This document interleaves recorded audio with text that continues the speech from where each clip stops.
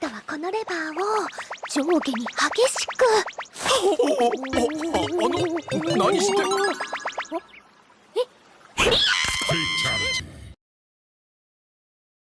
Source: Kamikatsu. Welcome back to AniRecapz. Like and subscribe so you never miss our quality uploads. During a stormy night, an army of bald men in their underwear, wielding red flags, charges forward. Why do they all look the same? They're transporting a young boy who looks like he's done with life. The army chants for Mitama to hear them. They arrive at the edge of the cliff on the seashore where another big black bald man claims his son, Urabi Yukito, will be entering the ritual of Muzubi. He's the founder of this sketchy sect, which is why so many strange things have happened to Urabi since he was a kid. I think he needs a therapist. However, this ends today since he is going to submerge his son in water for 3 days, after which he expects Urabi will overcome death and rise as the new leader of their sect. Poor kid has daddy issues. Urabi begs his father not to carry out this ritual, but he's a firm believer of the god Mitama. Urabi doesn't even care at this point when his father assures him Mitama will protect him, and the poor boy is flung off the cliff and the barrel topples into the water. Yukito is not able to rise to the surface to breathe since the barrel is quite heavy, and sees his life flashing before his eyes. He remembers his life being disrupted by this cult that would abduct him at will, subjecting him to insane rituals such as fire bathing. That must have hurt. He has faced so many crazy things over the years that his eyes looked completely dead. He thought high school would be the start of something great, but his bad luck clung to him like a crazy ex. He's had it up to here and wishes he could be born again in a godless world where he can make some friends and live a darn normal life. Yukito wakes up to see a pink-haired girl using his private parts as a lever, promising to serve him until he is fully healed. She introduces herself as AniRoll and says she works in a nearby restaurant where he is allowed to eat anytime for free as an apology. Great idea to start accepting free food instead of sorries. Yukito knows he's been reborn in a fantasy world and asks her about the location of the Adventurers Guild, but she doesn't seem to know what he's talking about. He explains it's where adventurers meet and exchange information, and she understands he wants to work in the village. Yukito thinks he might finally have some good luck and land in an alternate world just like he dreamt of, with swords and magic. I think he spoke too soon. She takes him to farmland, where a man named Roy warns him to stay away from village girls as they belong to him. That's next-level delusional. Another man, Clen, tells Roy to stop bothering the newcomer, and Yukito introduces himself. Clen says he has a job for Yukito and hands him a dagger. Finally, he gets to kill some goblins, right? However, he is just assigned to cut blueberries since they don't have enough people to bring in the harvest. This world just keeps getting boring. Yukito believes he is being tested and works hard to harvest as many blueberries as he can.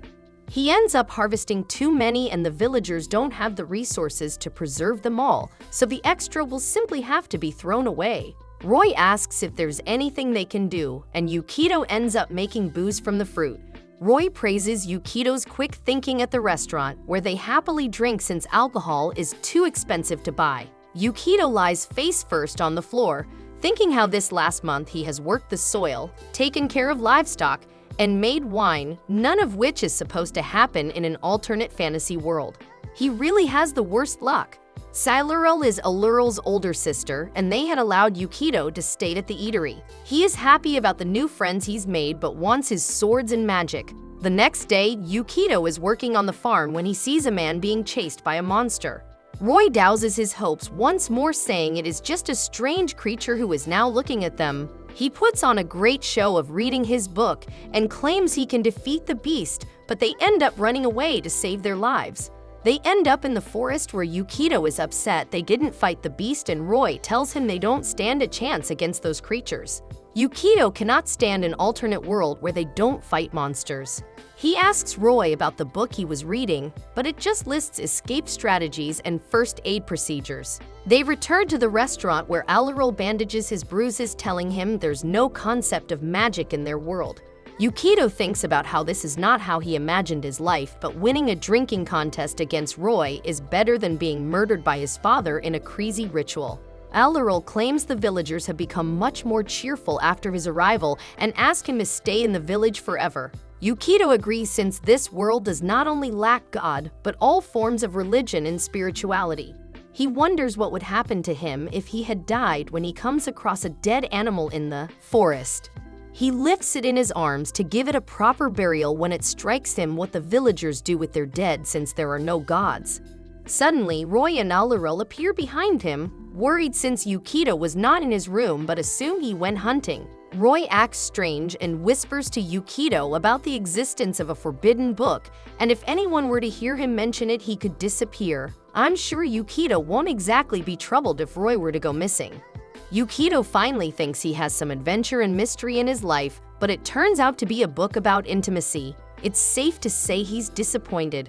Roy, AniRoll, and Yukito visit the imperial capital, and AniRoll tells him their village is in a fairly remote region of the empire. Roy points towards a building that is the imperial palace where the emperor lives, who taught them everything like farming and tackling strange beasts. Roy advises him not to speak to anyone from the city since their village is quite despised.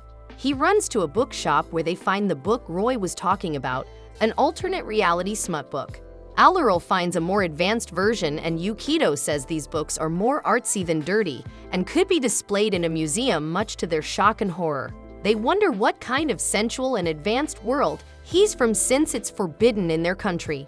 On the way back, they see several people surrounded by guards who drink poison and kill themselves in what seems to be a public execution. AniRoll drags him away from the crowd and explains their country has an end-of-life system whereon the emperor's order the citizens are to take their own life. Never seen more law-abiding citizens. He immediately worries about his friends, but Roy says they are treated differently. Just then they are bullied by the rest of the crowd, who say people like them from isolation camps should just be disposed of. That night, AniRoll sneaks into Yukito's bed fully prepared to try out methods from her book to give men more energy. There's a reason it was called a forbidden book. He tries to stop her, but she has a rope and insists he takes his clothes off. He refuses, but she still uses the rope to tie him up and execute the shibari she has learned. However, she apologizes and thinks she was sent to the village because she is like this. Yeah, it's definitely the strange kinks. She explains the village is an isolation camp where outcasts are sent as she lowers her rope and shows him she has been branded with the logo that marks her as a resident of this camp. Anyone who fears the end-of-life rule or goes is banished here, but she tells Yukito he is the only one who doesn't look at them with disgust and treat them as outcasts. Instead, he befriended them and taught them new things which made her happy. AniRoll compliments the stone pendant that Yukito is wearing, which is the only thing he was able to bring to this world.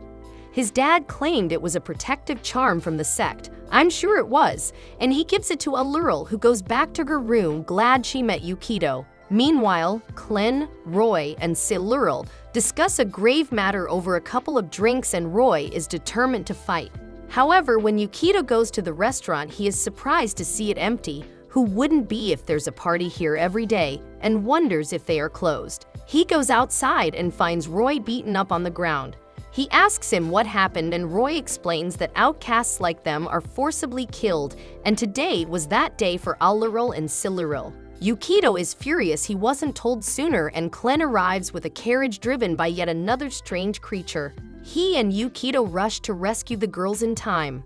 AniRoll is hopeless on the ground since the brutal men have already killed AniRoll. They push her down and place a sword next to her face as Yukito and Clen arrive and try to fight off the guards outside.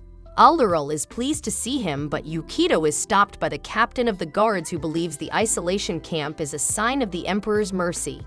Yukito is shocked by their system, and the captain stabs him in the chest with his sword. AniRoll desperately reaches for him, but the captain kills her in front of his eyes by attacking from the back. I'm sure he doesn't think this world is any better now. He can't wrap his head around why they have to be so mercilessly killed as he grabs his pendant, which is lying beside AniRoll, and prays to Mitama to save his friends. Suddenly, the stone pendant glows and floats up to the sky, causing lightning, and a young girl descends from the sky. She is glad Yukito finally summoned her as she plunges all the guards into terrible darkness and kills them. She heals Yukito and AniRoll, who is more jealous of the girl sticking to Yukito than being grateful for being alive.